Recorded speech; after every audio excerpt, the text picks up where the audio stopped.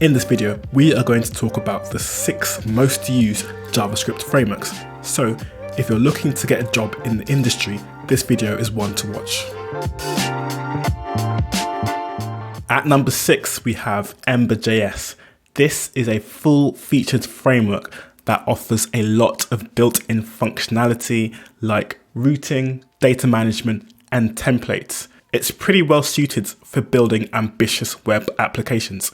You can see it's used by companies like Netflix, Apple, LinkedIn, and Microsoft, so it's definitely one to check out. At number 5, we have a framework called Preact.js. This provides a subset of the functionality of React and can be a drop-in replacement for React.js. It's basically like React, but without things like synthetic events, prop types, and it even optimizes the code for performance. This is a great framework for those who want to use React, but don't want the heavy footprint it comes with. At number 4, it's Svelte. Svelte is a lightweight and fast framework that compiles your code at build time.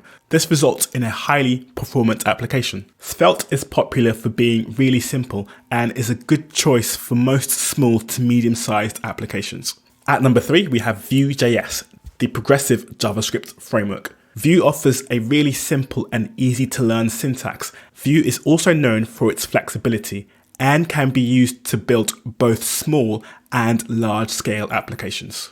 At number 2, we have Angular, not to be confused with Angular.js. This somehow became the framework that people love to hate, but it's actually the second most popular framework used in the world. Angular is developed by Google and is a comprehensive framework that offers a lot of features out of the box, including two-way binding and dependency injection. It's useful for large-scale enterprise-type applications. And finally, in the number 1 spot, we have Backbone.js. Backbone? No, that can't be right. Let me check. Of course it's not Backbone, it's React. That's right, taking the number 1 spot is React.js. And yes, I'm showing you the old documentation, which for some reason they haven't updated yet. So let's go over to the new beta React documentation. Here we are. Much better. So React is a framework developed by Facebook, and it's a declarative library or framework for building user interfaces. This is widely used for creating single-page applications, but has some popular meta frameworks that have spawned from it, like Next.js and Remix, which allow you to have server-side rendered applications. React has grown in popularity because of its simplicity to create components.